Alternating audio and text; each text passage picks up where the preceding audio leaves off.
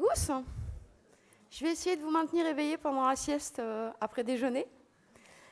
Déjà, première question, qui connaît Screaming Frog? Eh merde. C'est pas cool.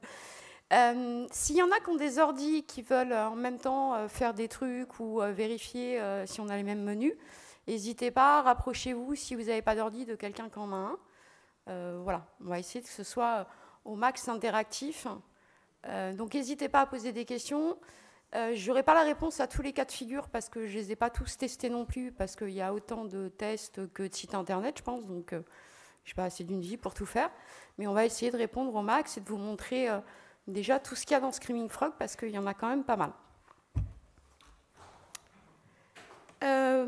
Alors, qui je suis? Donc, je m'appelle Sandrine Bertrand. Ça fait 21 ans que je fais du référencement. J'ai été à la fois en agence, en freelance et chez l'annonceur.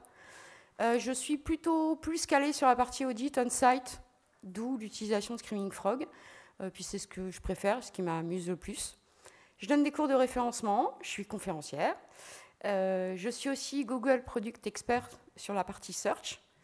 Donc je réponds sur le forum Google. Et c'est sympa, on apprend plein de trucs, c'est plutôt intéressant. Je suis certifiée CZO, machin et tout, voilà. Et je suis actuellement consultante senior chez SEO Hackers. Des questions? C'est cool. Alors, Screaming Frog. Déjà, pour qui? En fait, moi, je dirais un peu pour tout le monde dès que vous bossez dans le web. Que ce soit des agences de dev, hein, ce serait cool, avant de coller un site en ligne, de vérifier s'il n'y a pas d'erreur. Ça, vous l'avez déjà vu. Les consultants SEO, bien sûr, et aussi les services de web marketing, parce qu'on peut extraire plein de choses, et donc, du coup, s'en servir aussi côté marketing, en fait. Version payante ou gratuite? Qui est en version gratuite? Je suis désolée, il va falloir passer au payant. Bon, il n'est pas très cher comme logiciel. Vu le service rendu, je trouve que ça vaut le coup. Le problème du gratuit, déjà, on ne peut pas faire beaucoup de paramétrage. On ne peut pas faire de search ou d'extraction, ce qui est quand même un truc génial dans l'outil. Et en plus, on est max à 500 URL. Et en fait, ça va super vite. Dès que vous êtes sur un truc, genre un Shopify ou un truc avec des millions de fichiers CSS et JS qui se chargent, on ne sait pas pourquoi, très vite, en fait, vous allez pouvoir auditer 3 de vos pages. Donc, c'est un peu dommage. Voilà, je gagne rien, hein, Screaming Frog, je n'ai pas de lien d'affi quand je parle. Alors, un crawl, tout le monde sait ce que c'est qu'un crawl, hein? Bon, c'est super. Bon, du coup, ce qu'on va faire avec Screaming Frog, du coup, c'est essayer de faire un crawl, donc d'aller voir toutes les pages et toutes les ressources qu'on a sur un site internet en cliquant, en se baladant de lien en lien. Du coup, un crawler, c'est un outil de crawl utilisé et on va simuler le comportement d'un moteur de recherche. Ce qu'on va chercher à faire essentiellement, c'est ça. Mais après, on va s'en servir pour plein d'autres choses. Donc l'outil va parcourir les URL un peu une par une, une par une, et il va nous recracher de l'information qu'on souhaite. Jusque-là, tout va bien. Screaming Frog. Alors en fait, il y en a partout. C'est un outil terrible, c'est pire qu'Excel. Il y en a dans tous les sens. Pour ceux qui ne sont pas trop familiers avec, donc on a le menu en haut, on a les onglets supérieurs, les onglets inférieurs, déjà, jusque-là, on est bon. Ensuite, on a systématiquement le tri et le filtre de l'autre côté, et on verra qu'à chaque fois, les menus, ils évoluent en fonction de dans quel onglet on met. Et ensuite, on aura des données donc, dans la fenêtre supérieure, dans la fenêtre inférieure, et on aura encore des données dans l'aperçu. Donc déjà, il y en a partout. Alors, on va faire le mode le plus simple. En fait, pour crawler un site, en fait, tout ce que je vais vous raconter, finalement, peut-être on n'en a pas besoin.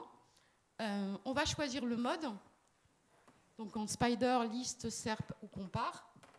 Donc, le spider, ça va être pour simuler, peut-être au plus proche de ce que va faire un bot.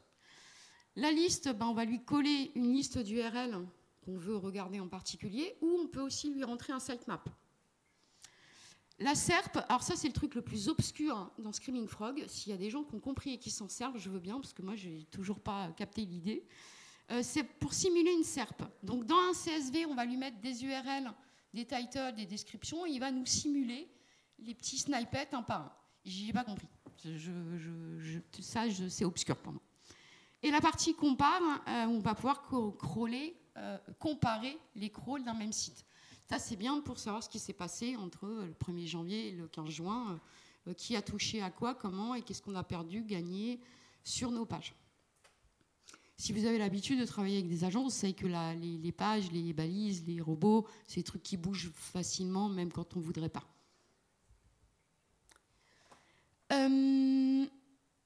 Alors ouais, toutes les copies d'écran vont être en anglais, parce qu'en fait, j'ai commencé le logiciel en anglais. Quand ils l'ont passé en français, je fais ouais, je le passe en français, et j'étais perdue.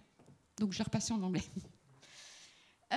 Donc on met son URL, on va choisir si on se met en sous-domaine, en répertoire, si on crawl tout ou si on prend juste une URL, et on appuie sur le bouton et c'est fini. Vous pouvez aller faire la sieste. Une fois qu'on a fait ça, quand on a fini notre crawl, on va lancer une analyse de notre crawl. Parce qu'il y a plein de données en fait, qu'on n'a pas si on n'a pas lancé l'analyse. Si vous en avez marre d'aller sur un onglet et de qui vous répondent faut faire l'analyse, cochez la case en disant à chaque fin de crawl, en auto, il va vous la faire. Comme ça, vous pouvez lancer votre crawl et aller faire autre chose. Les settings. Donc, c'est le premier menu qu'on a dans le logiciel. Alors, première chose, si vous en avez marre, vous pouvez le passer en rose. Ça sert à rien, mais c'est joli.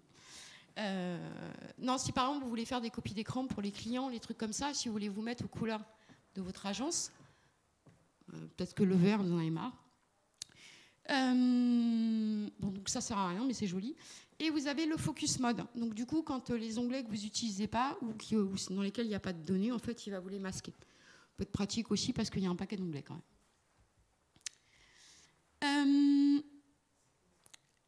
La partie où est-ce qu'on range nos crawls. On a deux façons de faire. Ou on va laisser la machine gérer, la machine va gérer avec sa petite mémoire, et on n'aura pas de crawl mémorisé.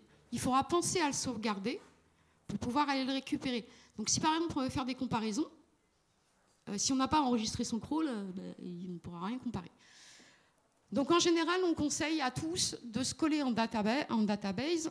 Là du coup, on va allouer un répertoire dans lequel il va ranger tous nos crawls.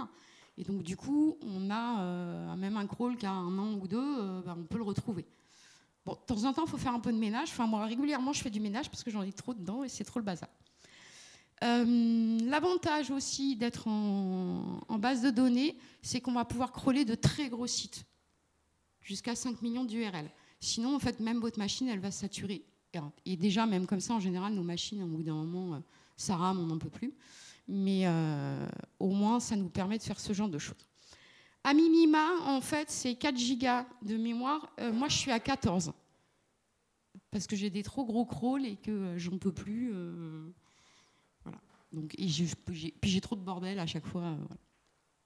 Là, pour les démos, j'ai viré toute la base que j'avais. J'ai tout mis dans un nouveau répertoire. Mais sinon, la dernière fois que j'ai fait du ménage, j'avais 500 crawls. Voilà, chaque fois que je fais un truc, je crawl. Toujours dans les settings, vous avez la langue. Donc on a vu, voilà, moi je le préfère en anglais, ils peuvent se mettre sur la langue de votre machine, et on a voilà, allemand, espagnol, français, italien, on est assez classique. Pour moi, c'est essentiellement du confort perso. Ça ne change rien, pas de fonctionnalité en plus, donc c'est vraiment ce que vous préférez. Par contre, changer l'orthographe et la grammaire, ça va vous permettre aussi de gérer les règles de grammaire et d'orthographe. Parce que par défaut, il va se mettre sur la langue que vous avez choisie. Donc en fonction, si vous avez vraiment que des sheets en français et que ça vous embête à chaque fois de changer l'option, vous pouvez vous passer en français. Vous savez que cette partie-là restera elle aussi en français. Toujours dans notre petit menu, File Crawl. Donc du coup, quand on est en base de données, il va nous les stocker. À savoir, c'est que vous pouvez faire des petits répertoires. Alors surtout quand vous allez en avoir beaucoup ou quand vous avez des clients, des choses comme ça. Si vous voulez ranger, donc là par exemple j'avais prévu un petit qui s'appelle Atelier dans lequel j'avais rangé le SEO Camp. J'ai beaucoup crawlé le site du SEO Camp. petite option aussi sympa, c'est qu'on peut planifier nos crawls. Donc si tous les lundis matins, vous avez envie de faire un crawl pour vérifier qu'il n'y a pas eu de changement dans le week-end ou vérifier un certain nombre de points, vous vous lancez tous les jours un crawl et tous les jours, il va aller vous le ranger là où vous avez demandé à ce qu'il vous le range. Vous pouvez donc, en fonction, vous allez pouvoir lui rentrer une config que vous aurez au préalable enregistrée, on verra ça plus tard. Vous lui choisissez en fait comment vous voulez crawler, votre mode, si vous voulez en fait avec lui mettre un répertoire, etc. Donc vous allez pouvoir mettre tout ça en fait et avoir votre petit crawl en auto. Vous choisissez si vous voulez mettre des API dedans et vous choisissez où est-ce que vous allez l'exporter. Et vous allez choisir vos onglets aussi. Donc du coup, vous allez lui faire ce que vous voulez, comment vous voulez sauver, est-ce que vous voulez créer un sitemap par exemple. Quand vous êtes sur des sites où il n'y a pas moyen que l'agence de dev vous fasse un sitemap à jour, ouais, je sais, ça arrive. Là, vous pouvez vous le faire tous les matins et tous les matins avoir votre sitemap qui va être prêt directement. Donc, genre, vous le lancez à 9h le matin, vous arrivez, vous ouvrez votre ordi, il va lancer son crawl, vous allez prendre le café, quand vous revenez, votre sitemap, il est prêt à mettre en ligne. Ici, en fait, on va choisir quel type de format on veut exporter. Donc, ici. Et c'est ça qui va vous choisir où est-ce que ça se met. Donc, si vous le choisissez en format Excel, il va venir vous le coller sur votre disque dur. Si par contre vous choisissez en Google Sheet, il va vous l'envoyer dans Google Sheet, dans un répertoire qui s'appelle crawl quotidien avec le timestamp de votre crawl. À savoir que vous pouvez écraser les crawls aussi au fur et à mesure, enfin l'export que vous allez faire, ce qui peut être pratique si vous voulez exploiter la donnée, par exemple, dans un looker derrière. Les sitemaps, si vous avez choisi l'option sitemap, ils sont forcément sur votre disque dur. Ils n'envoient pas sur Google. Est-ce que jusque-là, ça va? Vous saviez tous tout faire. Allez, la config. Alors, pour moi, en fait, la config, elle va dépendre de votre site et des problématiques que vous avez sur vos sites ou de celles que vous voulez trouver ou des choses que vous voulez extraire. Pour moi, la première chose à faire, c'est d'aller se balader sur le site et de là, vous allez pouvoir faire en fait, un certain nombre de manips dans la config. Ça ne sert à rien, par exemple, d'activer le rendu JS si en fait, il n'y a rien qui passe en JS. Vous allez ralentir le crawl pour rien. Si vous voulez un crawl de contenu et que le contenu ne passe pas par le JS, on s'en fiche en fait. Donc, checkez un peu votre site et regardez ce dont vous avez besoin. Ensuite, c'est simple, tout est réglable. On peut tout faire et on va pouvoir tout gérer point par point. Alors, le premier, donc sur la partie crawl. En fait, il va nous demander ce qui crawl et ce qui garde, en fait, ce qu'il va exploiter derrière. En général, je décoche SWF et AMP parce qu'en général, on les a plus. Si vous voulez faire un crawl, par exemple, de contenu, vous n'avez pas besoin des images, vous pouvez les désactiver. Ça ne sert à rien, en fait, de lui demander d'aller vérifier de l'info sur l'image que vous n'en avez pas besoin. Pareil pour les CSS, si vous n'avez pas besoin de vos fichiers à ce moment-là, décochez les choses. Vous allez aussi voir à ce moment-là d'où est-ce que ce que vous lui demandez, en fait, est-ce que vous lui dites crawl tous les sous-domaines. Donc on a vu qu'on peut les avoir côté. Il y a plein de fois on va pouvoir avoir les infos à plusieurs endroits. Ici, est-ce qu'il a le droit d'aller chercher les liens en dehors de votre répertoire ou pas? Cette petite option-là, le follow interne, de suivre les nofollow, ça c'est un truc que vous verrez régulièrement sur les sites en pré-prod. Parce qu'ils mettent un blocage robot.txt, mettent un login, un mot de passe, et de temps en temps, ils nous collent une balise no index, no follow. OK, on est bon. Côté nous, pré-prod, on est OK, Google ne devrait pas mettre son nez dedans. Sauf que du coup, si on coche pas ça, en fait, on ne pourra pas crawler. En fait, il va vous en prendre une et il s'arrête. En général, c'est là, genre, putain, pourquoi ça ne marche pas? Donc souvent, c'est cette petite-là qui vous embête. Pareil, on va crawler. Alors moi, en général, je crawl les paginations. Si j'en ai, en fait, pareil.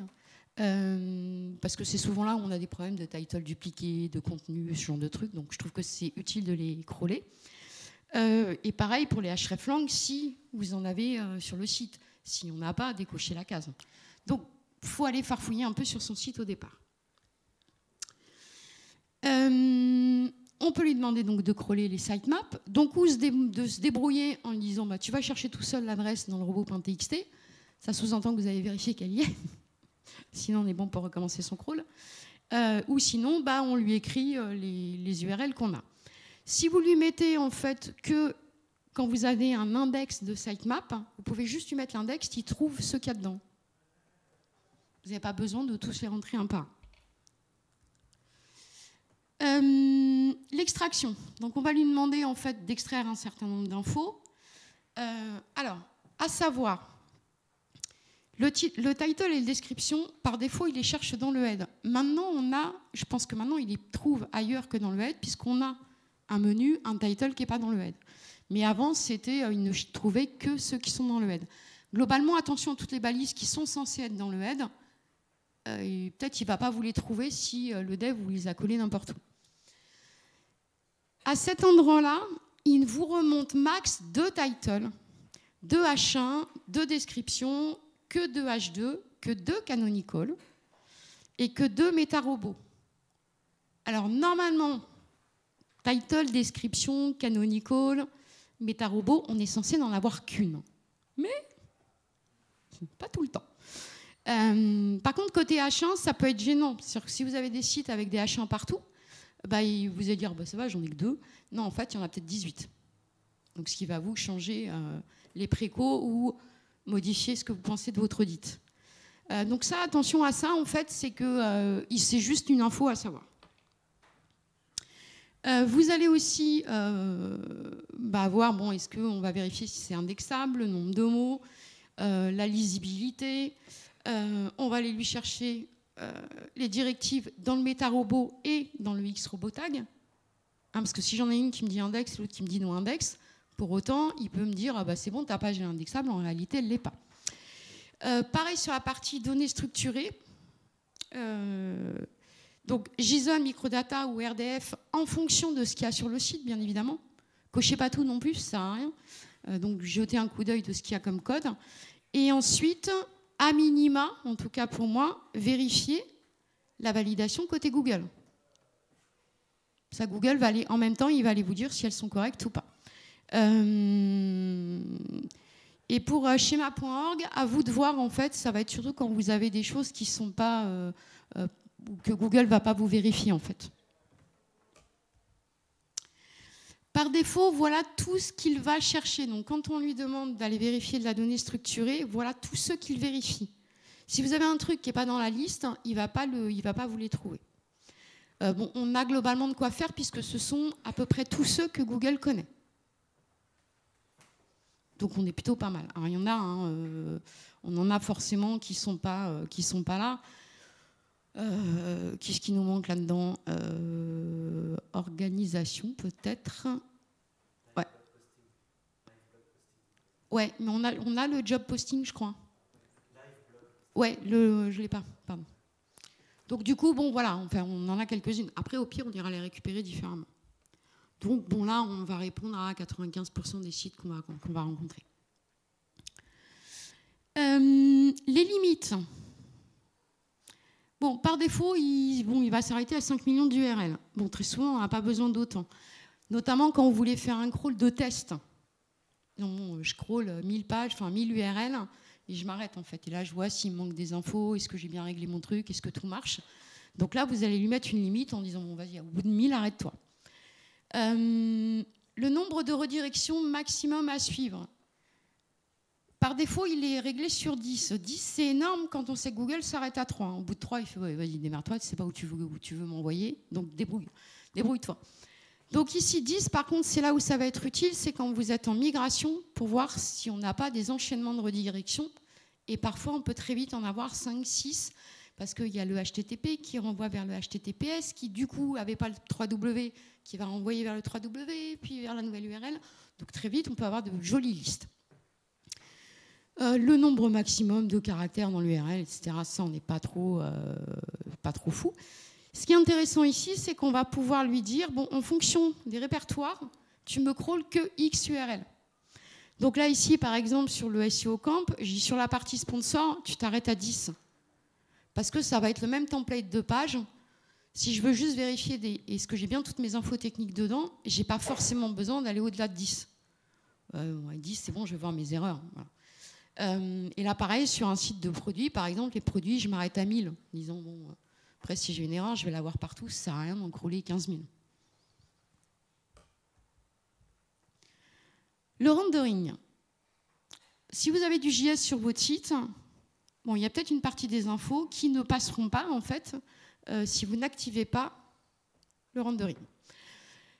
On oublie le hold de JavaScript, machin, on met directement sur JavaScript. Bon, là, j'ai tout coché, mais hein, c'est un peu l'enfer. Il va me faire un screenshot des pages. Bon, bien, mais ça va être long. Il va me remonter les erreurs de JavaScript. Bon, si vous voulez faire un truc technique et vérifier s'il y a des erreurs ou des avertissements, là, c'est bien. Si vous n'y connaissez rien en JavaScript et que de toute façon, vous n'en ferez rien, vous n'êtes pas obligé de le cocher. Sur la partie Shadow DOM, donc le Shadow DOM, c'est un truc particulier dans le DOM qui est appelé que dans certains cas, etc. Notamment, vous savez, quand vous avez des espèces de petites pop-up, de pop-in au survol de la souris, elles peuvent être en Shadow. Dans ces cas-là, vous lui dites, tu vas voir y compris ce truc-là. Parce que si par exemple dans un Shadow, vous avez un gros pavé de contenu qui explique, je sais pas quoi, les frais de livraison, l'assurance, machin, etc., que vous aurez finalement, vous l'aurez quand même sur toutes les pages. Donc là, ça peut être intéressant, parce qu'en duplication de contenu, vous allez avoir tous ces trucs-là, ça va ressortir. Pareil pour les iframes. Bon, les iframes, on en voit quand même de moins en moins, on en voit encore, mais bon, plus rarement. La site, donc là, je me suis mis en Googlebot mobile, smartphone, vous pouvez le changer de sens, etc. Bon, les screenshots, c'est vraiment pas nécessaire si... ce sera pas c'est pas l'outil idéal pour vérifier que votre UX il est correct en mobile, quoi. Prenez votre téléphone, ça marche mieux. Plus efficace. Partie avancée. Alors celle-ci, on va y aller que quand on a vraiment besoin de trucs bien spécifiques.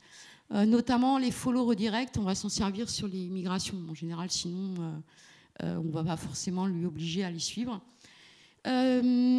Ici, le crawl fragment, vous savez, c'est toutes les petites URL avec un dièse. Et ça, souvent, du coup, on ne les voit pas dans la page si on ne lui demande pas de les faire. Et c'est pratique parce qu'il y a des fois, il y en a, elles ne renvoient vers rien, ou vous ne les avez pas toutes identifiées, ça va vous permettre de vérifier cette partie-là. Quand il y en a beaucoup dans les pages, ça fait des très gros crawls très vite, mais du coup, c'est intéressant. Donc, on peut valider le HTML aussi. Voilà. On est sur des trucs qu'on ne sert pas tous les jours. La partie préférence. Ça va jusque-là? Pas de questions? Top. La partie préférence. Cette partie-là, bon, elle est pareille, elle est réglée par défaut sur des trucs qui sont à peu près écrits dans le manuel. Mais ça va avoir un impact sur vos filtres dans l'interface ensuite. Si par exemple vous dites, là j'ai mis, je crois, une méta-description avec un... Qu'est-ce que j'avais changé? Les pixels, oui, j'avais fait un pixel à 561. Ici, du coup, ça a modifié mon menu. Donc, si par exemple, vous êtes sur des sites avec des fiches produits très grosses, avec des gros titles, parce que typiquement, la partie livre d'Amazon, quand vous avez livre, le nom d'auteur, le titre, les 3/4, ils dépassent. Bon, c'est pas une erreur. Donc, à la limite, à ce moment-là, vous dites, OK, je crawl ces produits-là, je fais un crawl exprès.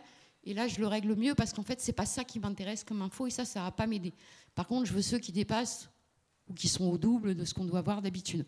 Et donc là, cela va falloir que je fasse un petit effort. Les outlinks, pareil, ça va aller vous chercher les liens dessus. Les internes, donc là, on se dit le 10, 1000. Et la profondeur de crawl, là, je me suis mis à 3. 3, il va me dire, en fait, les pages qui sont trop profondes. Là, il est à 3. Toutes celles qui seront à 4 ou 5, il va me dire qu'elles sont trop loin. Si vous avez un très gros site, on s'en fout, on sait que les 3/4, elles sont peut-être à 5 ou 6 clics. Bon, réglez-le à 5 ou 6 ou à 7. Comme ça, là, vous dites, bon, celles-ci, elles sont trop loin, il faut que je les rapproche.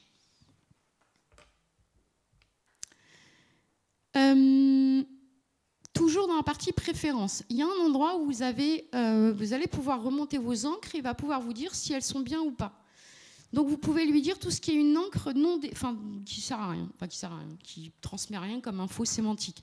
Donc les cliquer ici sur cette page, plus d'infos, etc. Donc par défaut c'est en anglais. Donc mettez-vous la petite liste en français. Voilà, comme ça vous aurez une info. Parce que sinon vous n'aurez pas d'infos. Il ne va pas vous dire que vos encres ne sont pas bonnes puisqu'il les cherche en anglais et que j'en ai pas. Vous êtes bon.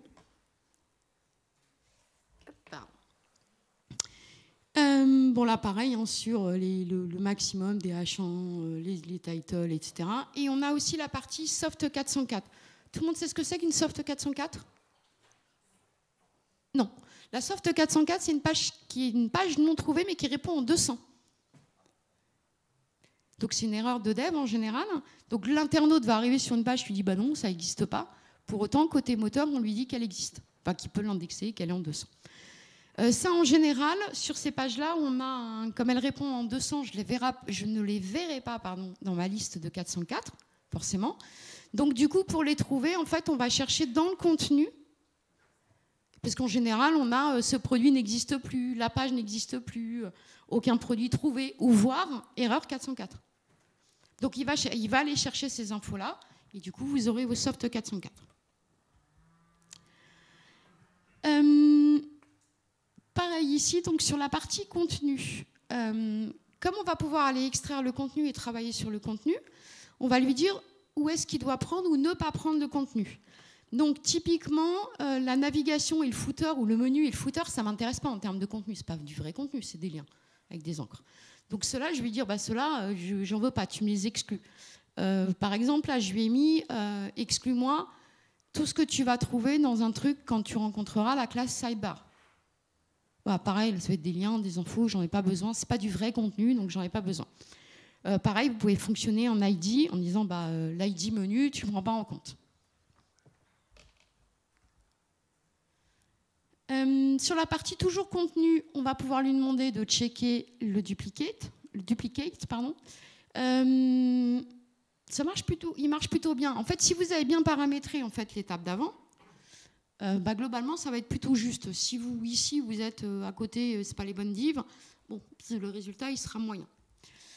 Sur la partie contenu proche, moi, en général, je me colle à 90%. Ça détecte bien sans être complètement trop large où du coup les 3/4 de mes pages sont dupliquées. 90% on est pas mal. 90% ça va vous remonter les produits où il y a un changement avec la taille par exemple. Vous avez 2 fiches produits, il y a juste la couleur ou la taille qui change. Ça comme ça il va bien vous le remonter. Bon, on peut vérifier l'orthographe et la grammaire. Donc ça, c'est sympa. Il est plutôt très dur en orthographe et en grammaire. Donc il vous colle des erreurs partout. Pensez à ajouter des exceptions. Si vous êtes sur un site, virez par exemple la marque, mettez-la en exception, sinon à chaque fois, il va remonter que le mot, il ne le connaît pas. Donc sauf à s'appeler une marque, genre je m'appelle la marque pantalon. Là, ok, il ne va pas vous mettre de faute. Dès que vous allez avoir un autre nom, ça va vous remonter une faute. Donc pensez à les mettre. Toutes celles qui sont... Donc là, je vais être sur les exceptions dans mon crawl. Tous les mots que vous allez utiliser au quotidien, par exemple, le site, très vite, on va avoir des mots plus ou moins, des anglicismes, des choses comme ça. Vous pouvez les coller dans votre dictionnaire directement. Comme ça, en fait, il les considérera systématiquement comme une exception.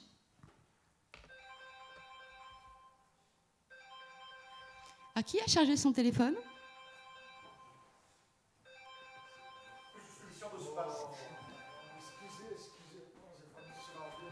C'était la pause.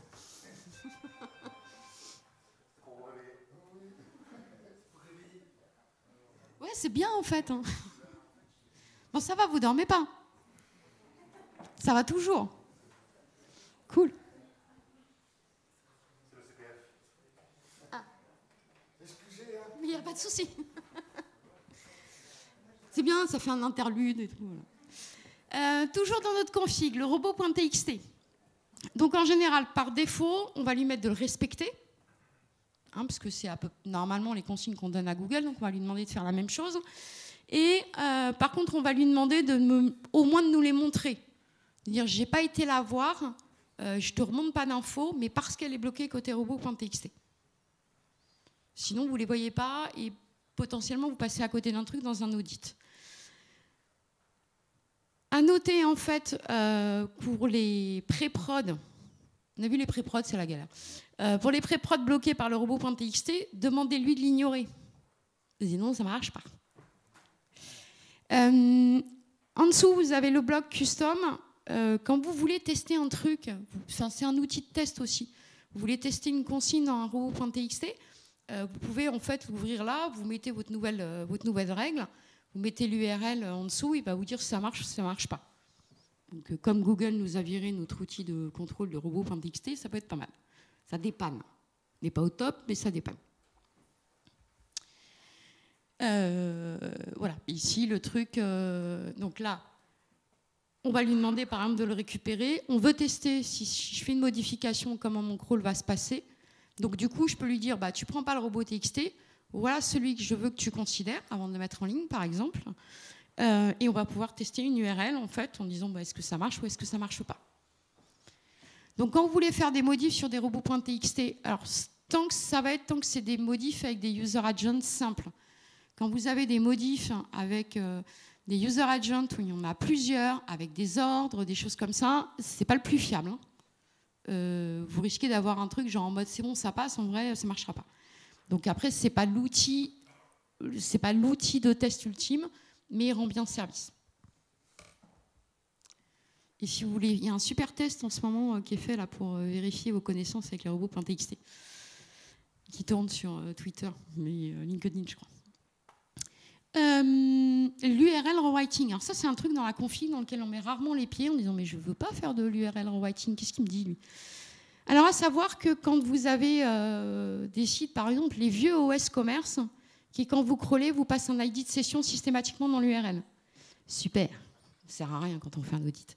Ici, bah, il y a juste la petite case à cocher. On supprime tout. À chaque fois qu'il va rencontrer un paramètre, il ne crawlera pas. Il va remonter que sur l'URL son paramètre. Bon, là, on est en mode violent, hein, c'est-à-dire qu'on lui enlève tout. Par contre, quand vous avez des sites où vous avez par exemple tous les filtres, tous les Shopify comme ça, où il y a des filtres dans tous les sens que vous ne voulez pas crawler, ça marche bien. S'il y en a quelques-uns que vous voulez crawler, bah, il va falloir les faire un par un, d'être un peu plus fin. Il y a un truc aussi, c'est le regex replace. Ça, c'est top. Si par exemple, le SEO Camp voulait changer de nom et s'appeler la FEPSEM, rigolez au moins. Ici, en fait, du coup, je vais lui dire, bah, à chaque fois que tu vois seocamp.org, tu me le remplaces par fepsem.org et tu vas me dire, en fait, et tu vas aller crawler l'URL du coup de la FEPSEM.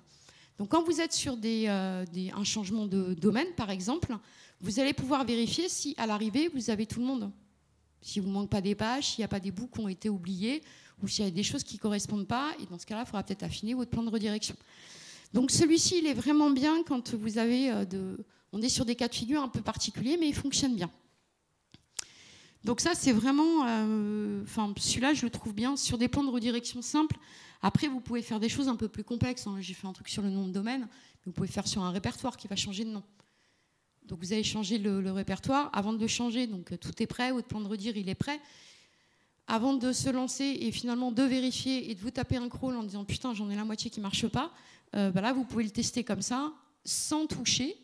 Ou avant, par exemple, de faire une modif et d'aller voir le dev en disant « Bonjour, on peut renommer le répertoire ». Vous pouvez vous tester déjà pour voir si ça va être facile ou déjà lui créer le ticket avec, par exemple, les exceptions. En disant « Attention, celui-là, ça ne marchera pas. Cette URL-là, ça ne va pas aller, etc. » Les CDN. Alors, le CDN, c'est vachement bien ou pas pour le SEO. Chacun se fera sa petite idée. Sauf que comme vos URL, elles ne sont plus comme l'URL de départ, du coup, ça vous fait des liens externes. C'est-à-dire que quand vous avez un site avec toutes vos images sur un CDN, toutes vos images, elles sont en externe. Ouais, mais en fait, non, elles sont en interne, les images. Donc là, en fait, on va lui déclarer le CDN. Donc, à chaque fois qu'il va rencontrer une URL sur le CDN que vous lui avez déclaré, il va la considérer en interne. Toujours, à chaque fois, vous avez un petit truc pour tester. En fait, il dit, bah, tiens, j'ai testé une URL. Il dit, ouais, OK, c'est bon, elle est bien. Je vais bien te la considérer en interne. Du coup, vous allez récupérer vos images. Les inclusions et les exclusions. Ça, c'est quand on veut crawler ou ne pas crawler une partie du site. Si vous voulez crawler, par exemple, sur un répertoire langue, j'ai des clients avec des répertoires, j'ai le FR, le ES, le DE, etc. Bon, à un moment donné, il y a des fois, je veux crawler que le DE. Bon, je lui dis, tu me crawles que les URL dans lesquelles tu vas rencontrer /DE. Du coup, chaque fois qu'il va voir les autres, en fait, il va la voir, mais il n'ira pas la crawler. C'est bien quand vous avez besoin en fait, de faire répertoire par répertoire. Où vous avez une nouvelle collection de produits, vous les vérifiez, et vous ne voulez pas recrawler vos 15 000 URL, vous crawlez que ça. On est presque à la fin de la configuration. Le user agent. Alors, si on veut crawler comme Google, on va se mettre en Googlebot smartphone sans JavaScript activé, puisque c'est la première visite qu'il vous fait. C'est en texte et en mode mobile. Donc si on veut vérifier que notre site, ça se passe bien, le premier crawl à faire, c'est celui-là. Après, Google, il n'est pas complètement crétin. Quand il va rencontrer du JavaScript, il va dire, bon, ok, je reviendrai le voir avec JavaScript activé. Donc nous, on fera un deuxième crawl pour voir si ça se passe bien. En général, on crawl avec Screaming Frog. Si vous voulez faire des crawls, des crawls lambda, en fait, on n'a pas forcément besoin de lui passer un user agent particulier. Donc on peut passer comme ça. Il y en a une tripotée. Donc normalement, on doit à peu près avoir tous les cas de figure. Et puis si vraiment on n'a pas, on peut en faire un custom. Vous voulez crawler comme un truc improbable avec un user agent que je ne sais pas. Vous pouvez le tester comme ça. Ça peut être le cas sur des pré-prod, ou les pré-prod, c'est ma bête noire, où des fois, en fait, ils vont vous imposer de passer avec un user agent, en fait, pour que les autres ne passent pas. Donc là, vous allez peut-être devoir vous présenter comme étant le user agent que le dev a demandé. Les headers, toujours pour les pré-prod. Ici, on peut passer du paramètre. Ce qui est pratique, en fait, c'est qu'on peut, par exemple, pouvoir lui présenter un cookie. J'ai eu le cas, en fait, sur une pré-prod bien particulière, où pour voir la nouvelle version, en fait, il passait un cookie mobile, égal mobile. Donc moi, je l'ai passé là, en fait, on est en cookie, pré-prod, mobile, machin, le nom qu'ils vous ont donné. Et donc, à ce moment-là, j'avais accès à la nouvelle version du site. Sinon, même avec le login, le mot de passe, etc., il me renvoyait quand même sur la version ordi qui, elle, n'avait pas encore changé. Est-ce qu'on est bon là-dessus? Vous avez appris un truc ou deux? Ah, cool. Allez, la customisation. Donc là, on a vu en fait toute la partie config. Donc là, déjà, on a vu qu'on peut y passer un petit moment. Maintenant, j'ai la partie custom où je vais pouvoir lui dire, bon, ok, tu me récupères plein de trucs, des H1, des H2, du title, le alt, le machin. Mais moi, j'ai besoin de trucs en particulier. Donc là, on va lui dire, par exemple, je veux chercher sur mes pages. Donc là, je veux juste le chercher. Je veux juste qu'il me réponde s'il l'a trouvé, oui, non, et combien de fois. Là, par exemple, je cherche GTM. Est-ce que sur toutes mes pages, j'ai bien mon conteneur GTM d'installer? Donc, je lui mets le GTM et le en entier, ou que ça d'ailleurs, si j'ai rien dans ma page qui va m'embêter. Et je lui dis de chercher dans le HTML. Je ne sais pas où ils l'ont mis. Débrouille-toi, trouve-le. Là, ici, par exemple, je veux chercher un mot. Quand vous allez vouloir remplacer un mot, une marque, un changement de marque, un mot, vous vous êtes fait allumer par un concurrent qui vous dit ce mot-là, vous n'avez pas le droit d'utiliser. Un nom, le nom du dirigeant qui a changé ou d'un collaborateur, mais vous ne savez pas trop à quel endroit il a signé un article ou pas. Donc, à ce moment-là, vous allez chercher pareil. Là, je cherche en disant le mot climat. À chaque fois que j'ai le mot climat, il va me remonter l'URL. Et vous pouvez choisir à quel endroit vous cherchez, donc ou dans le HTML, ou dans le texte, mais pas dans les encres, ou dans le head, ou dans le body, ou en XPath, ou dans la partie contenu. Pensez ici à nommer vos champs. Parce que quand vous allez chercher plein de trucs, à la fin, vous avez extraction 1, extraction 2, extraction 3, et c'est le bordel. Quand on va faire des exports après, derrière, c'est pas cool, en fait, parce que ça va reprendre, ça va être nos en-têtes de colonne derrière. Donc pensez à les nommer, du coup, c'est plus cool après. L'extraction. On va faire un peu de XPath et un peu de regex. Bon, globalement, c'est pas ultra compliqué. Les 3/4, je vous ai mis un site après en source où elles y sont pratiquement toutes. Mais bon, on va lui dire, par exemple, je vous ai dit, les H3, il les remonte pas. Par défaut, il me les remonte pas. Bon, peut-être que moi, j'en ai besoin. Donc, du coup, je vais dire, bah, tu me remontes mes H3, et dans mes H3, tu m'extrais juste le texte. Je veux mes H2. Les H2, ils m'en remontent que 2. Donc, si moi, je veux savoir combien j'en ai dans mes pages, là, je lui dis, tu me remontes mes H2. Et là, j'ai choisi en HTML et Element, et je vais vous montrer la différence. GTM, là, je veux savoir... Alors ouais, j'ai des GTM, mais peut-être j'en ai plusieurs. Donc là, je vais lui dire, bah, tu me remontes tous les trucs qui contiennent GTM-. Comme ça, du coup, ça va nous permettre de... Il y a des vieux containers qui traînent. Sur les gros sites, avec un peu de bouteille, c'est des trucs à des erreurs assez classiques. Je voudrais savoir les dates de publication. J'aimerais bien mettre mon contenu à jour, mais j'ai 10 000 pages. Ça me saoule d'aller les prendre une par une pour savoir à quel moment ils ont été écrits. Alors, donc, du coup, je vais pouvoir chercher la date de publication. Mais je peux aussi dire, attends, mais en même temps, je vais demander la date de modification. Parce que si j'ai une vieille date de publication, mais que la date de modification, elle date d'il y a 2 jours, ça sert à rien que j'aille voir ma page. A priori, quelqu'un l'a fait. Les UA, Analytics, il y a encore du bout de code UA qui traîne dans les pages. Et là, par exemple, toujours sur mes H3, je dis, bah, en fait, remonte-moi le nombre de H3 que j'ai dans mes pages. Je m'en fous de leur contenu, juste remonte-moi combien j'en ai. Donc ici, on a vu, on peut se mettre en texte, en HTML ou en value. Là, ici, donc en texte, il me remonte en fait juste le texte de mon H3. En H2, en fait, là, il me remonte, en HTML, pardon, là, il me remonte la balise en entier. Et en value, je lui ai demandé de me compter les H3, donc il me les compte. Donc, par exemple, on voit sur la page événements, j'en ai 86. Peut-être c'est le bordel. Là, je vous en ai mis les plus, on va dire, les plus basiques.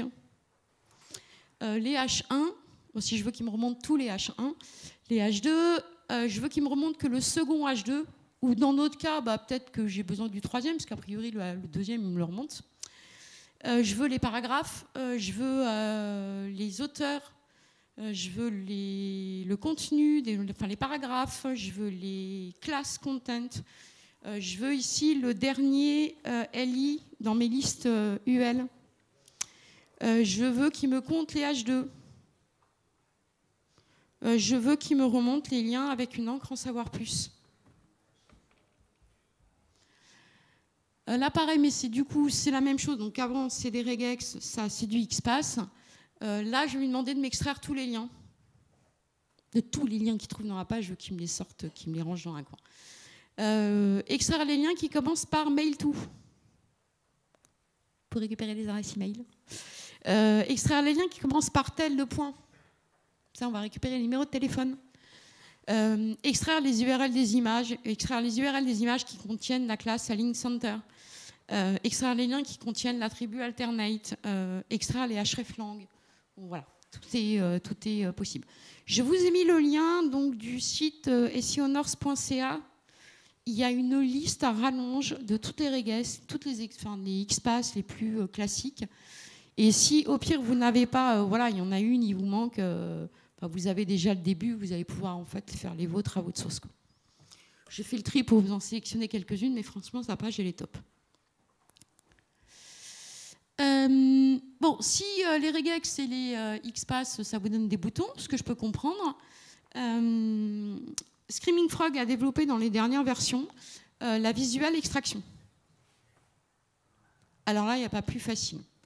On va rentrer l'URL de notre page. Et elle est où? Ah, mais je ne l'ai pas mis. Ah si.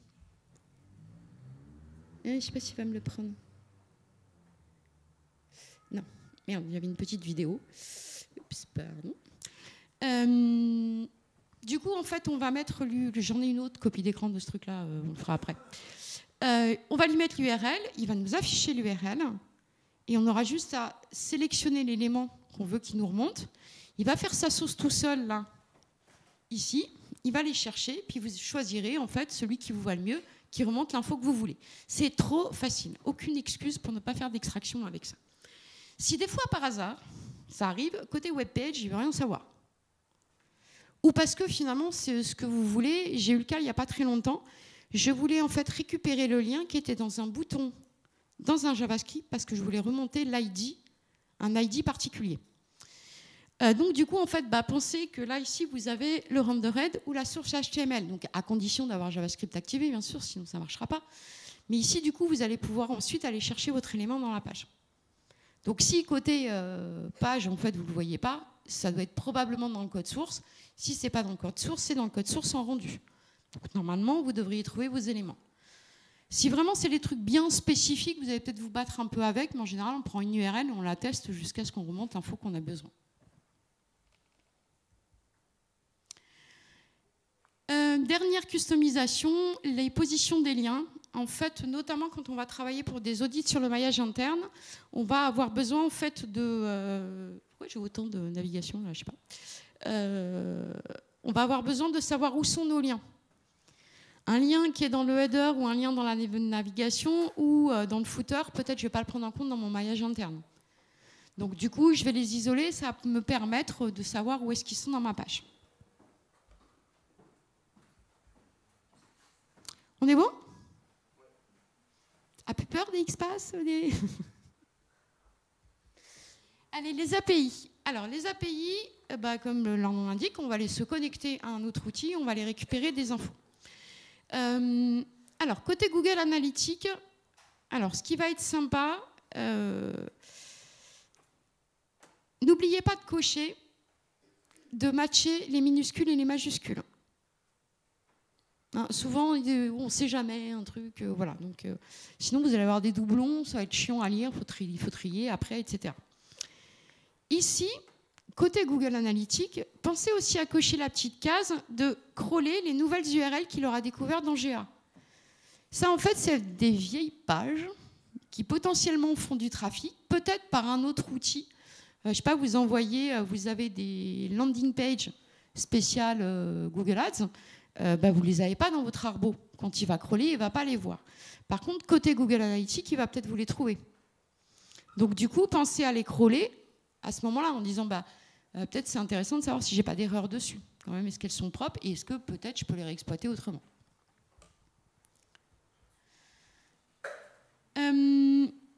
Ici, donc vous allez pouvoir remonter. Donc, côté Search Console, pardon. Côté Search Console, le temps, les devices, souvent tous les trucs qu'on connaît dans la Search Console. Ici, vous pouvez filtrer par requête. Donc si par exemple vous voulez en fait récupérer que les impressions des pages avec un mot-clé dedans en particulier, en fait vous allez pouvoir le passer ici. Donc ça c'est pareil, ça va dépendre de ce que vous voulez en faire. Ici, pareil, pensez à matcher les URL, les minuscules et les majuscules. Par contre, je vous déconseille, en tout cas pas sans avoir mis le nez dans la Search Console avant, de crawler les nouvelles URL. Parce que si vous avez des vieilleries qui traînent, ou vous savez, il y a des URL qui traînent, la prise en compte des redirections de Google étant assez longue, le dernier cas le plus long, je crois qu'en record, j'en suis à 10 ans, avant qu'ils me prennent en compte les redirections. Enfin, il a bien indexé les nouvelles pages, mais je les ai toujours, les anciennes, dans la côté Search Console. Donc ça ne sert à rien d'aller vérifier, de crawler ces pages-là, alors qu'on sait pertinemment où est-ce qu'elles sont, pourquoi, et c'est bon, il y a des redirections, on le sait. Donc attention à ça à cocher, parce que sinon, très vite, vous pouvez vous retrouver avec un truc déconnant, des très gros crawls, et avec une partie des données qui ne sert à rien. Côté toujours Search Console, on a l'URL inspection. Donc, bon, vous savez, hein, quand dans la Search Console, on va inspecter une URL, on a un certain nombre d'infos dessus. Côté API, Google nous bloque à max 2000 par jour ou 600 par minute. Donc attention, parce qu'avec un crawl, 600 par minute, ça peut aller vite. Donc faites attention à ça. Pour pallier à ça, si vous avez plusieurs propriétés, dans votre Search Console, vous avez souvent une propriété domaine et ensuite des propriétés des préfixes de l'URL. Le préfixe de l'URL, si par exemple vous avez des très gros sites, ça peut être intéressant de les ranger en disant tiens, ma catégorie t-shirt, je la mets dans une propriété à part. Ma catégorie bateau, hein, on a des sites où ils vendent des t-shirts d'un côté et des bateaux de l'autre par exemple, C'est pas du tout les mêmes clients, c'est pas les mêmes intentions, c'est pas les mêmes personas. Bon, j'ai peut-être pas envie de les avoir dans la même, ça m'intéresse pas forcément. Donc du coup, en fait, Screaming Frog va se débrouiller en disant s'il y a plusieurs propriétés qui correspondent au même domaine, en fait, il va aller en fait essayer d'aller taper sur toutes pour péter en fait la limite de 2000 par jour. Après, moi, je serais tentée de vous dire sur un truc comme ça, bon, peut-être qu'il y a d'autres outils que Screaming Frog pour faire ça, mais en tout cas, il le fait et ça fonctionne. J'ai pas fait les deux autres. Enfin, j'ai pas fait les autres parce qu'il n'y a pas de trucs particuliers.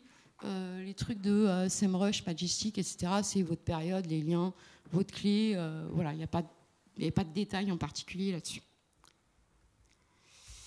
L'authentification, on y est presque. Oui, monsieur. Une question sur les API. Oui. Non.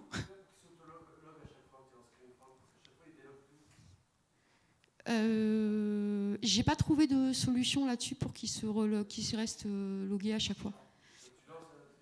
En fait, à chaque fois que tu l'éteins, à chaque fois que tu le fermes, le logiciel, il faut que tu te relogues sur les API. J'ai pas à ma connaissance. Il faut peut-être leur faire un petit tweet. En général, le support est super réactif, en fait.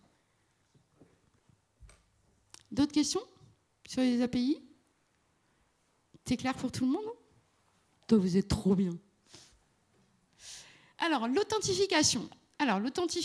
Ouais, c'est encore un truc pour les pré-prod, je sais. Là, ici, du coup, on va pouvoir lui rentrer le login et le mot de passe que les devs vous auront fournis. À noter, au cas où vous viendrez l'idée saugrenue, on ne crawl pas des back-office. Interdit. Parce qu'il va tomber des liens supprimés, des liens machin. Donc non, on ne fait pas. Mauvaise idée. Très mauvaise idée. Ici, on va pouvoir avoir, donc là, on a l'authentification classique, login, mot de passe, et par exemple, genre Shopify. Ici, on va lui rentrer l'URL, mais en fait, quand on lui rentre l'URL, il ne me demande pas un login, un mot de passe, en fait. Donc, je rentre l'URL. Du coup, il va m'ouvrir une page dans laquelle il va aller me chercher la page web et dans laquelle, là, je vais pouvoir rentrer mon mot de passe. Donc là, c'est surtout, enfin là, jusqu'à maintenant, à chaque fois, ça a été pour des Shopify. Où on peut avoir aussi, quand on a des captchas, quand ça ne va pas vouloir crawler, parce qu'on rencontre un captcha, Screaming Frog, il ne vous met pas un message en disant « Attends, viens, il faut que tu coches les pingouins sur les images. » Donc du coup, en passant par là, le captcha va s'afficher, vous allez pouvoir le résoudre, et ensuite, il va pouvoir crawler tranquille. Les segments. Alors, qui a joué avec les segments? Personne n'a joué encore avec les segments? Oui? Petite demoiselle dans le fond. Alors, les segments, ça, c'est un truc génial. Ça va vous permettre de ranger vos URL en fonction d'un certain nombre d'éléments. Alors, en fonction d'un certain nombre d'éléments, en fait, ici, c'est simple, c'est que vous avez tous les éléments qu'il va aller chercher. Vous pouvez aller vérifier par les H1, par les H2, par une extraction que vous avez faite. Donc vous allez pouvoir ranger vraiment, vous allez avoir le choix. À savoir que c'est par ordre. Donc une URL, si elle contient collection, il va d'abord la ranger dans collection, etc., etc. Ça, c'est quand j'ai crawlé le site des goodies Google. Donc quand vous avez fait tout ça, donc là, par exemple, j'ai dit... les URL info, qui ne m'intéressent pas forcément moi, dans ce que je vais travailler ensuite, toutes celles qui contiennent /info ou, ici, pensez à jouer avec vos petits boutons, vous avez le ou le et. Donc ici, en fait, le ou, c'est ou info ou checkout, tu me les ranges dans le segment info. Puis après, on met des couleurs. Oui?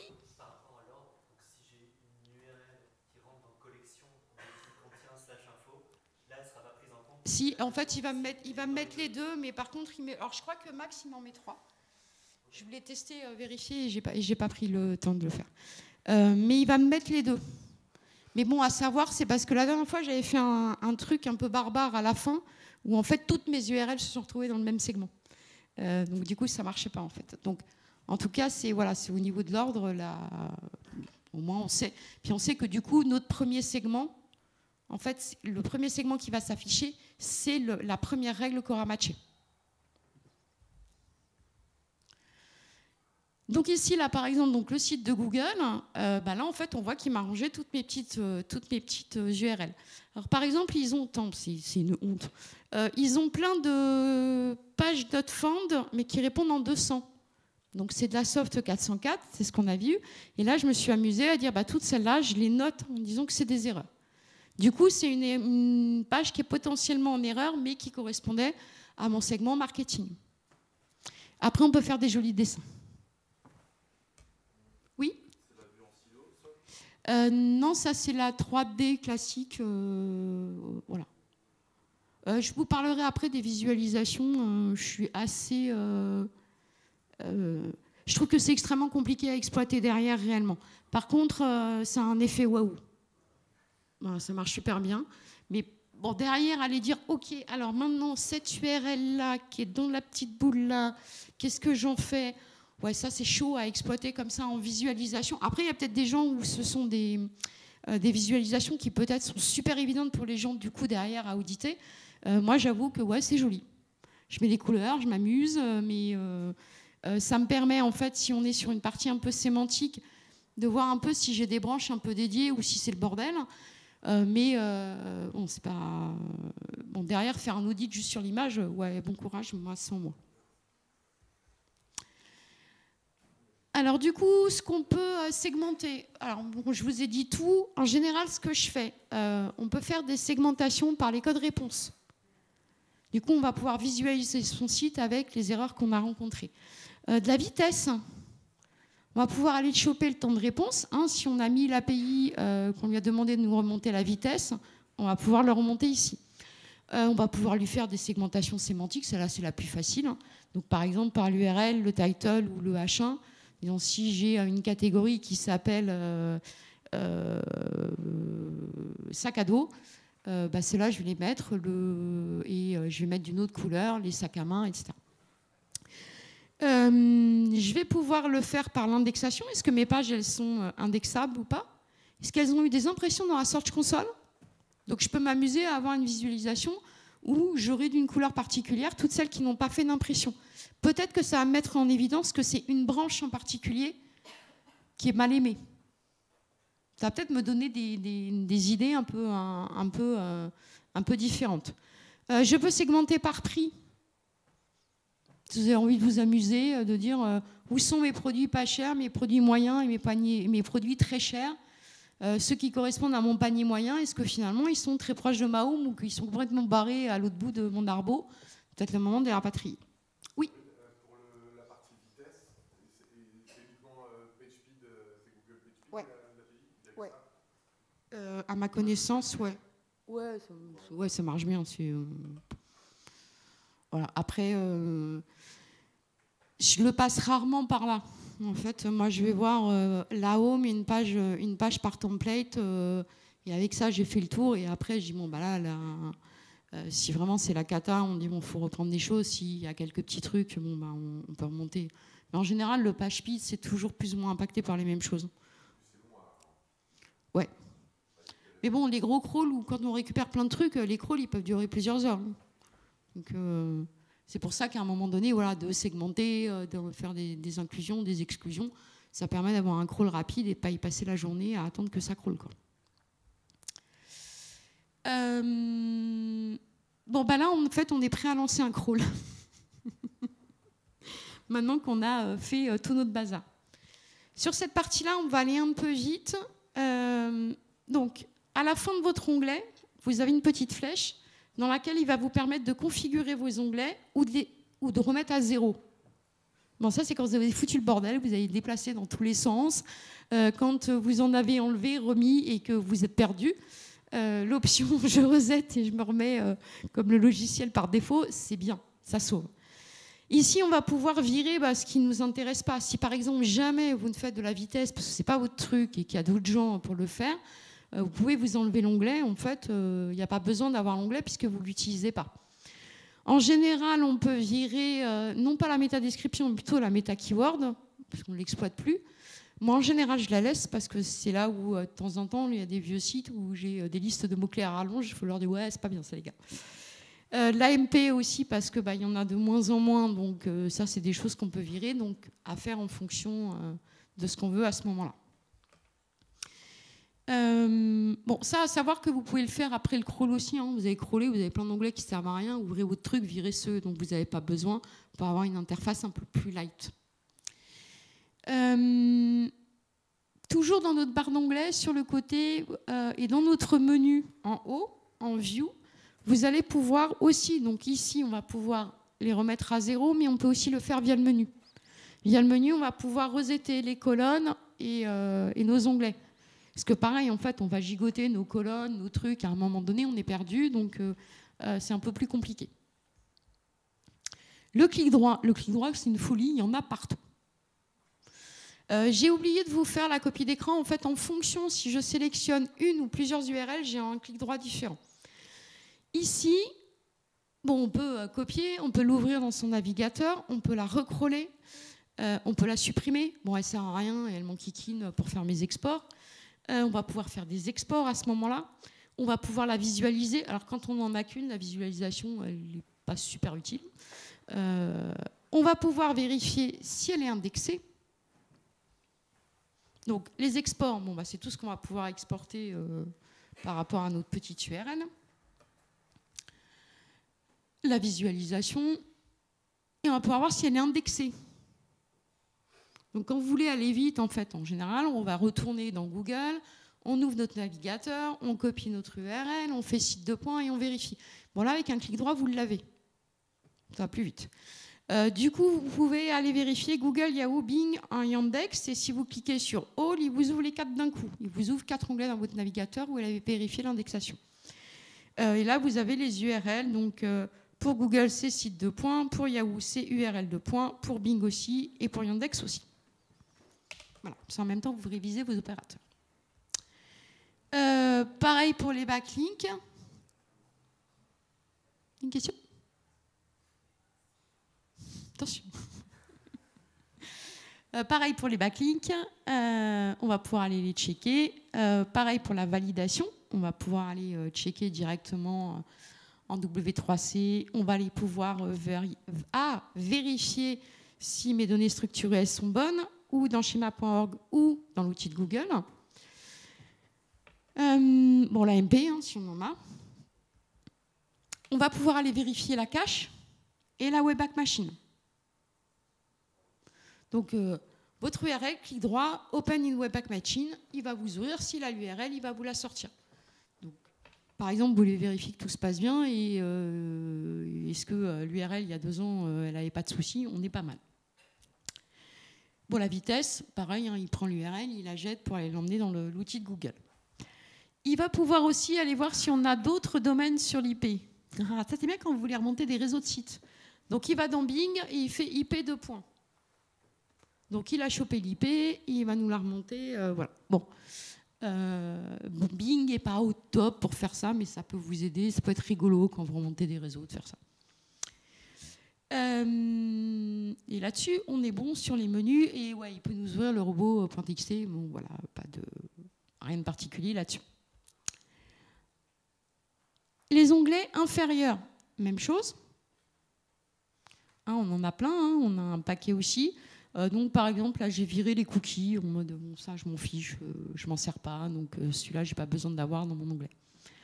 On pourrait virer aussi le Search Snippet, qui est quand même plus de l'ordre du gadget qu'autre chose.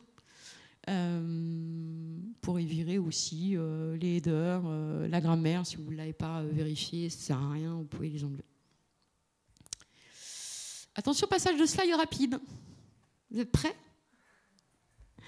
En fait, dans chaque onglet, vous avez un tri. On a vu hein, dans l'interface, on a d'un côté on a les tris, de l'autre côté on a les filtres. Chaque menu, chaque onglet a son menu de filtre. Donc on ne va pas tous se les taper, ça a assez peu d'intérêt.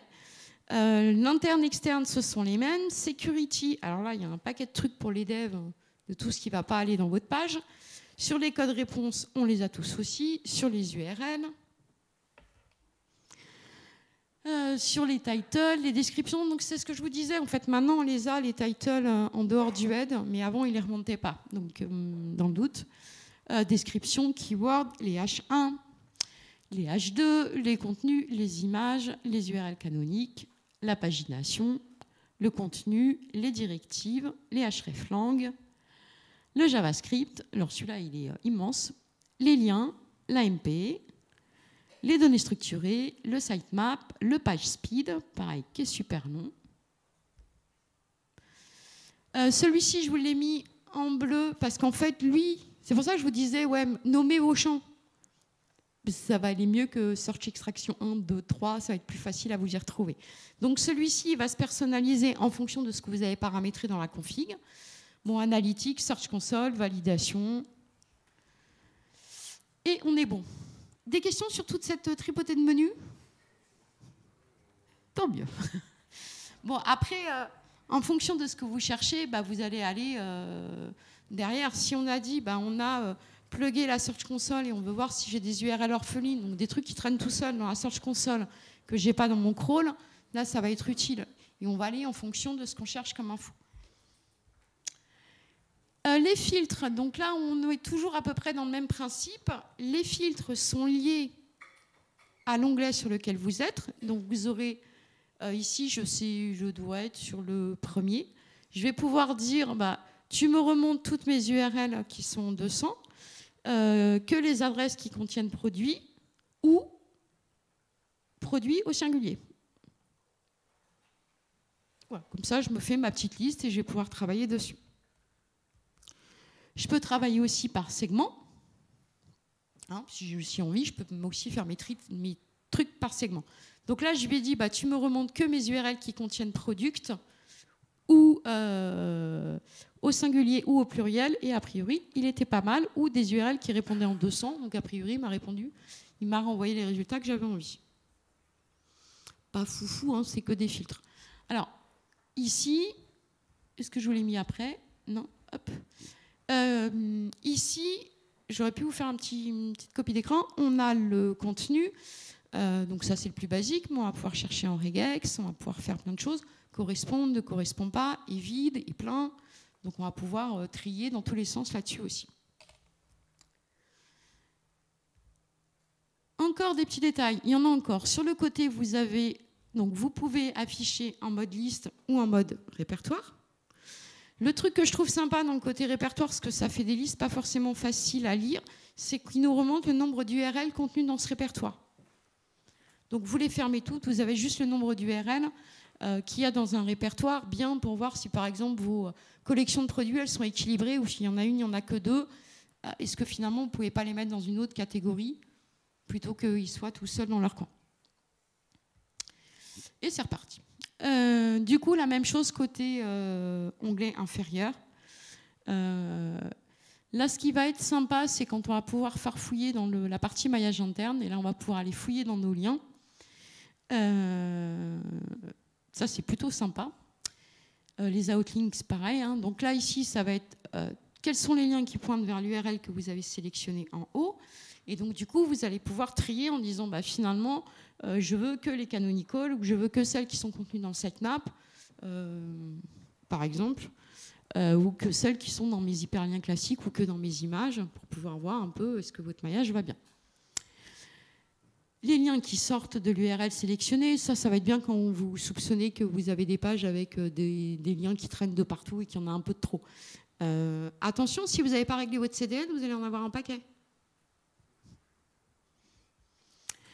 Les ressources, quelles sont les ressources de l'URL que vous avez sélectionnées et où est-ce qu'elles sont? Ça, c'est pratique aussi.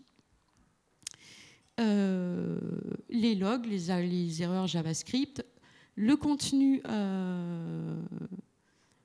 visible dans l'onglet View Source. Et on est bon. Est-ce que sur cette partie-là, vous avez des questions? Je l'ai fait très vite parce qu'il y a trop de trucs et je ne peux pas les faire un par un, c'est impossible. Partie audit rapide. Alors c'est typiquement une partie dont je ne me sers que rarement ou que pour un truc, parce que je trouve que pour faire un audit, on est vraiment trop light. mais ça répond à pas mal de petits trucs. Ça va pour regrouper un certain nombre d'infos. Dans la partie overview, en fait, vous allez avoir, par exemple, j'ai 25 pages, j'avais crawlé 100 pages, 84. Là, ça me remonte, j'ai 25 URL en HTML, 18 en JavaScript, donc ça va me faire des grandes familles, comme ça va me permettre de voir quelques petits détails qui pourraient ne pas aller. En dessous, j'ai un petit graphe. En fonction du menu que j'ai en haut, le bas va évoluer aussi. La partie issue. Ici, en fait, il va me remonter tout ce qu'il pense être un problème et il va me mettre un degré de problème. Par exemple, j'ai les pages title qui font plus de 60 caractères. Il me dit que c'est pas très grave, mais par contre, c'est une opportunité peut-être de correction pour mieux ranker. Pardon. J'ai des directives non index. Il me dit attention, peut-être ça va pas. Il me dit ça, c'est un truc à aller voir rapidement. En bas, voilà, on est vraiment en mode débutant. En bas, en fait, si vous cliquez, donc vous avez le graphe avec les erreurs que vous avez sélectionnées. Sinon, vous avez les détails. Il va vous expliquer pourquoi c'est une erreur et comment la corriger. Donc ça, c'est bien pour vraiment quand on débute et qu'il y a des erreurs, on ne sait pas quoi en faire, on ne sait pas pourquoi c'est une erreur. Et là, il va nous expliquer comment on peut corriger ça, quel est l'impact et comment on peut le corriger. Donc, mis à part pour des trucs où vraiment... Enfin, moi, c'est le truc dans lequel je ne vais pas parce que je trouve que c'est déjà trop prémâchouillé et qu'il y a probablement des choses que je ne vais pas voir. Deux, c'est pas parce que j'ai un title, par exemple, qui n'est pas de la bonne taille, ou une page avec peu de contenu. Donc, sur mon pourcentage, ça va être très faible. Pour autant, c'est peut-être une de mes pages principales. Donc, pour moi, on ne peut pas juste s'arrêter à ça, il va falloir ensuite aller creuser. Bon, quand on clique sur un problème, de l'autre côté, il vous affiche la liste des URL sur lesquelles il y a ce problème-là.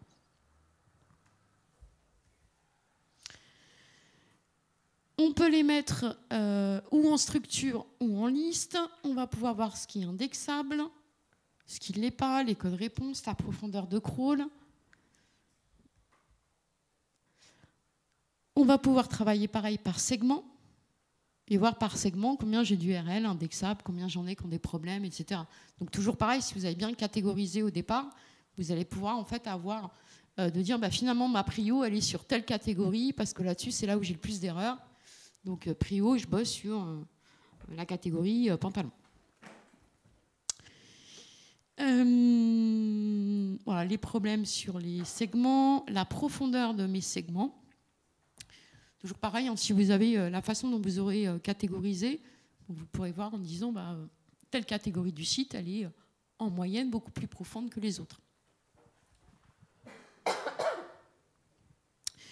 Vous avez l'API, donc là c'est juste de l'information en fait, et notamment de vous dire s'il a fini ou pas, et surtout s'il n'a pas rencontré d'erreur à ce moment-là. Si vous n'avez pas fait gaffe, et que dans la Search Console, par exemple, il n'a pas fonctionné ou que j'ai des erreurs, en fait, allez voir. Sinon, vous allez exploiter des données qui potentiellement ne sont pas bonnes. Il faut que je vous boive.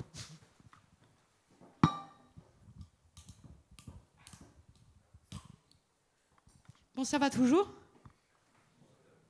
Personne ne dort? Comment ça, t'as un peu dormi?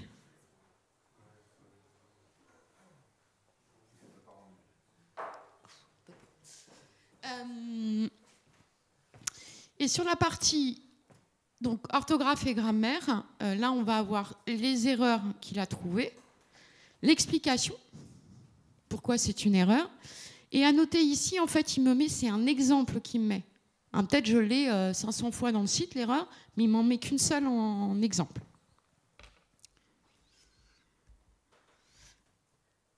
Bon, là, on a fait le tour. Bon, du coup, on fait quoi avec tout ce bazar ? Parce que bon, maintenant, en fait, qu'on a crawlé, récupéré plein de données, bon, en fait, Screaming Frog, ce n'est qu'un outil. C'est cool d'avoir un tournevis dans les mains, mais si on ne sait pas quoi en faire, on ne fait rien. Vous pouvez me mettre un tournevis, pour autant, ou une perceuse, je ne sais toujours pas percer un trou. Donc l'outil ne fera pas le trou à ma place. Si je ne sais pas le faire, j'en ferai rien. Alors on peut faire plein de trucs. Alors, un audit SEO. Alors il y a un truc génial. Je vous ai mis le lien en fait ici, mais il y a toute l'explication pour programmer ces crawls, les automatiser et avoir en fait un audit SEO dans Looker qui est préparé par Screaming Frog et qui du coup peut marcher tout seul. C'est-à-dire que tous les lundis matins, vous lancez votre crawl, vous lui demandez d'écraser les données de la semaine précédente et à chaque fois vous aurez vos données disant qu'est-ce qui s'est passé. Ah bah tiens, j'ai des URL en 404 alors que j'en avais pas. Je ne rentrerai pas dans le détail de Looker, puisque c'est encore un autre outil. Mais on peut, là c'est cool, on peut faire des trucs un peu sympas et leur tableau de bord il est vraiment sympa en fait.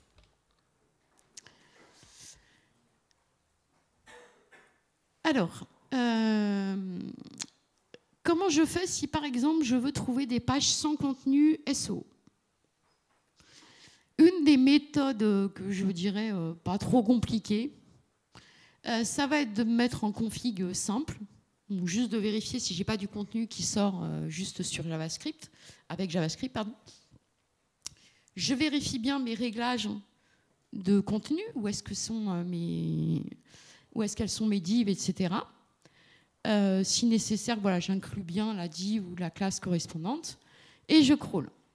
Et puis après, je vais me dire, bon, celles qui ont moins de 100 mots, par exemple, voilà, peut-être qu'il faut que j'aille faire quelque chose. Donc ça va me sortir la liste.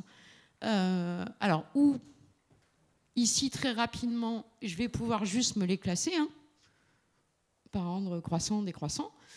Ou sinon, je me mets une petite option filtre, en disant, si le nombre de mots est inférieur à 100, il va me les trier. Et quand il m'a trié ça, je peux prendre ma liste d'URL en disant, celle-ci, il faut que je les travaille. On est en mode ultra facile. Le sitemap. Alors, on a vu qu'il peut aller nous crawler le sitemap. Donc, du coup, je vais aller voir si je n'ai pas d'erreur dans mon truc. Le sitemap, normalement, ce sont que des URL indexables qui répondent en 200. Bon, dans la réalité, c'est souvent, on a du 301 qui traîne, des 404, voilà. Notamment sur les gros sites e-commerce. En fait, le sitemap est généré une fois par jour, mais entre-temps, il y a des produits qui sont plus en stock. Donc, j'ai des 404. Magento est souvent très capricieux pour mettre à jour un sitemap. On ne sait jamais. Donc, on peut, nous, aller les vérifier. Donc, du coup, je vais crawler et je vais lui demander toutes les URL qui sont dans le sitemap. Du coup, je vais pouvoir vérifier si tout le monde est bien en 200. Je vais pouvoir aller voir si j'ai des URL orphelines. Donc, les URL orphelines, c'est les URL qui sont seules au monde dans le sitemap. Elles sont toutes seules et elles n'ont pas de copine. Donc, est-ce que c'est normal? Qu'est-ce qu'elles foutent là? Je ne sais pas. Peut-être qu'il faut que je range et peut-être que j'aille voir dans mon interface en me disant est-ce que cette page-là, elle sert à quelque chose?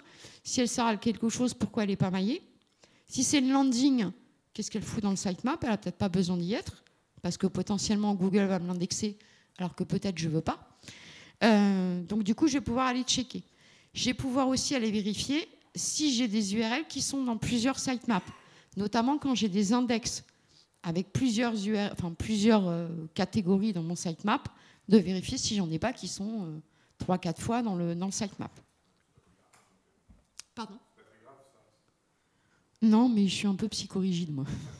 J'aime bien que ce soit bien rangé. Disons qu'en fait, le truc, c'est qu'elle n'a rien à foutre là. Effectivement, dans les faits, c'est pas grave, mais bon, pourquoi ne pas le faire correctement, quoi. Et puis, si par exemple, tu as des sitemaps par catégorie de produits, si tu en as quelques-unes qui sont dans plusieurs catégories, ça ne va pas, en fait, c'est pas bien rangé, quoi. Do it yourself. Bon, votre sitemap, on ne sait pas pourquoi, le dev ne veut pas le faire, ça ne marche pas, on s'en fout. Donc là, on va pouvoir le faire. Moi, en général, je mets juste les pages en 200. Tous les autres trucs, en fait, je ne les mets pas. Si j'ai du hreflang, je peux le mettre. J'aime bien le mettre. La dernière date de modification, alors priority et la fréquence de changement, ils sont fous. Donc à la limite, je n'ai pas besoin de les mettre. Last modified, si c'est des sites qui ne bougent pas des masses, ça ne change rien. Voire ça pourrait être plutôt négatif de dire que votre page n'a pas bougé depuis 3 ans et demi. Peut-être pas top. Il le sait, Google, on n'est pas obligé de lui dire en plus, sauf qu'il en soit sûr. Est-ce que je mets les images dedans ou pas? Moi, je préfère faire un sitemap image à part. Les hreflang, on peut les passer dans le sitemap, ça marche bien. Et ouais, la petite option géniale que je trouve, c'est que je peux les faire par segment. Comme on a vu, on peut tout catégoriser. Si du coup, je peux lui envoyer un sitemap par segment, disons notamment sur mes produits, côté Google Search Console, je vais pouvoir aller vérifier, par exemple, mes indexations. 4 minutes, on est mort. Non, ça va le faire. On va pouvoir vérifier nos indexations par catégorie, en fait. Du coup, plutôt que d'avoir à trier, etc., la Search Console n'est quand même pas super sexy pour faire ça. Donc là, du coup, vous pourrez le faire par sitemap. Faut que je me dépêche. Les données structurées. Bah, si je veux crawler que mes données structurées, bon, une config simple, je n'ai pas besoin de tout remonter ce qu'on a vu. Attention au run de RAID. Normalement, ça ne passe pas via JavaScript, ce truc-là, mais on peut, dans des cas en mode patch, on va les passer par GTM, par exemple. Parce que les devs, ils n'y arrivent pas, c'est le bordel. Donc, on les passe via GTM. Donc, dans ces cas-là, pensez à vérifier s'il les voit bien. Et on va pouvoir, donc, on extrait le JSON et on va pouvoir les valider directement. Le maillage interne. Voilà, je vous ai fait carrément le tuto. Config simple, pareil. On va prendre notre premier onglet, l'onglet interne. En 2, on va aller lui coller un filtre. Je veux que les URL indexables. Bon, les liens vers les trucs pas indexables, ça ne m'intéresse pas. Je vais mettre en onglet en 3. Donc en supérieur, en inférieur. Compliqué. En inférieur, je me mets sur les inlinks. Ensuite, je vais aller chercher que mes liens, donc que mes hyperlinks. En tri 2, je vais aller lui mettre, je veux que HTML et rendered. C'est-à-dire qu'ici, je veux que les hyperliens et que ceux qui sont dans mon code source. Ensuite, je vais filtrer avec, je veux une encre de texte non vide. Je pourrais virer en disant, je veux aussi pas les alt, par exemple, parce que ça veut dire que c'est des images. Je veux que les liens qui sont en follow. Et je veux les liens qui sont que dans ma div qu'on a définie, qui s'appelle content. Et là, je devrais avoir, pour les URL que j'ai sélectionnées, le maillage interne, uniquement celui qui est dans le contenu. Après, on exporte et on fait mémuse avec. On se fait un petit export de ça, on met un petit Excel, et puis si vous aimez ça, vous faites un petit tableau croisé dynamique, et vous allez pouvoir voir quels sont les URL qui ont le plus de liens, etc. Attention, celui-ci, très souvent, il y a vraiment beaucoup de lignes dans votre classeur, ça va un peu ramer. Mais c'est cool. Extraire les prix. Ça pratique, vous les vérifiez, le marketing, il ne sait pas, le mec, pour sortir la base de données, c'est le bordel. On crawl par le sitemap produit, s'il y en a un. On va lui faire une custom extraction ou en XPath ou par l'interface, et on va aller récupérer nos petits prix. Ici, donc par exemple, je voulais mes trucs collés par mes versions. J'ai repéré qu'il y avait un truc qui s'appelait 28 jours. Pour ne pas farfouiller dans le code, je cherche 28 jours ici. Et hop, je sais voilà, que je suis dans cette classe-là. Et je dis, bah, tiens, remonte-moi, tiens, cette div-là, cette classe, le XPath comme ça, ça marche. Tu me remontes bien les infos et je vais avoir mes différentes options.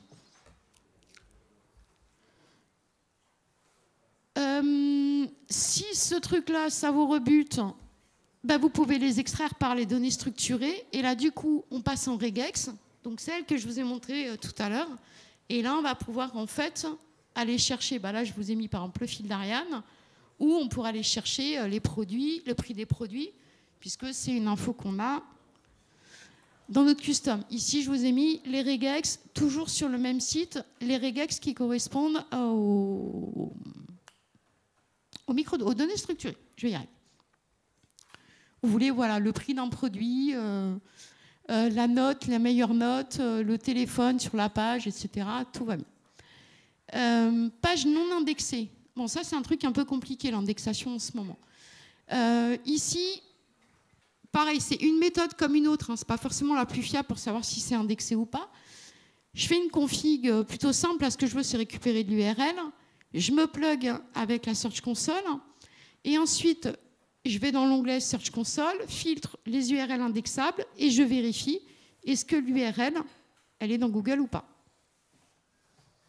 Si a priori l'inspecteur d'URL de chez Google me dit qu'il n'est pas dans son index, c'est qu'a priori il n'est pas indexé. Ça, du coup, c'est bien si on n'a pas trop d'URL. Si on a trop d'URL et qu'on ne sait pas trop comment s'en sortir, sans inspection d'URL, moi je passe sur une plage de données d'au moins 12 mois. Et là, je vais aller lui filtrer en disant « Je veux que tu me remontes tes URL où je n'ai pas d'impression ». Si je n'ai pas eu d'impression pendant 12 mois, potentiellement, elle n'est pas indexée. Elle peut être indexée, mais bon, au pire, elle est tellement loin qu'elle ne sort jamais. Donc, voilà. Donc, ça peut être une façon un peu rapide en fait, de vérifier si le taux d'indexation de votre site, par exemple. Les chaînes de redirection. On a vu assez peu les exports, etc.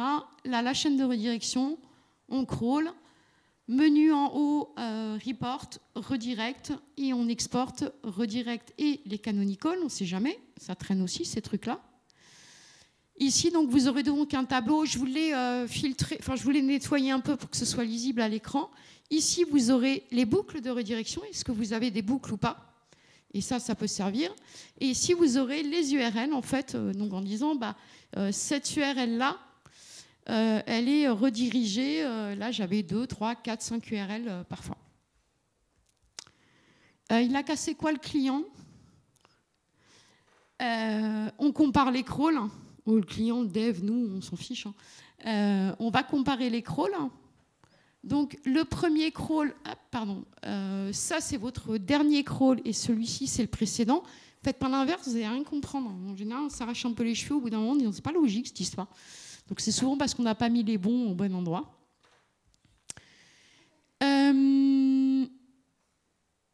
À ce moment-là, quand on est en comparaison, là on a une config spéciale et on peut lui dire sur quel élément on veut qu'il aille voir les différents éléments. On a donc du coup un nouveau tri qui apparaît. On va avoir le crawl actuel, le précédent, ce qui a été ajouté, ce qui est nouveau, ce qui a été modifié ou ce qui manque. Donc on a pas mal d'infos. Et pareil, sur le côté, on aura à chaque fois la différence, le pourcentage. On a rajouté plein de pages, on en a supprimé plein. Donc ça vous permettra de voir ça.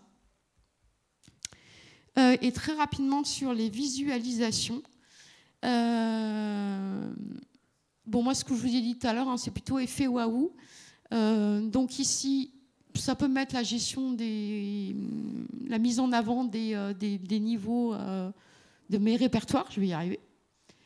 Ici, vous avez un petit filtre en mode sticker. Et donc, du coup, ma petite URL sticker, je peux voir où elle est.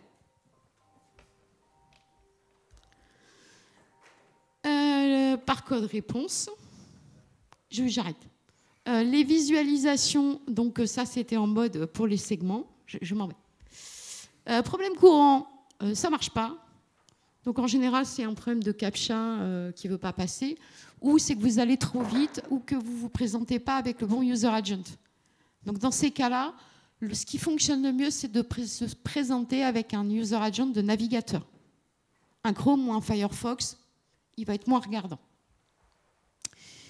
Si ça ne crawl toujours pas, vérifiez votre robot.txt, le user agent, de suivre les nofollow au cas où, les CAPTCHA, les cookies. Et presque dernier point, pensez à enregistrer. Alors si à ce moment-là ça bloque, nettoyez votre config. Peut-être vous avez coché des cases à un moment donné et qu'il n'y a plus rien qui marche. Repartez de zéro et refaites votre config point par point. Pensez à les sauver. Ça vous évitera effectivement de repasser une heure à tout reparamétrer. Donc vous pouvez vous faire une config crawler comme Googlebot avec JS, sans crawl de votre site, des collections, des prix avec les extracts déjà tout prêts en fait pour aller plus vite. Et on a fini.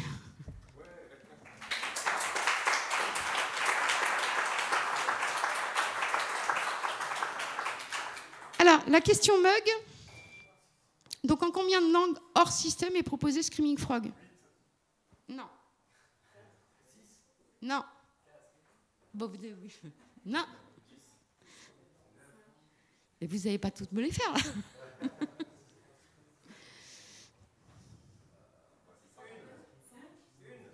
Qui a dit 5? Attends. bouge pas. Et alors, si vous voulez passer, j'ai Screaming Frog. Screaming Frog m'a envoyé des stickers pour vous. Donc, si vous voulez passer, chercher des stickers. Il y a quelques stylos aussi. Et pour ceux qui ont été très, très sages, il y a des petits blocs de post-it. Et merci à vous.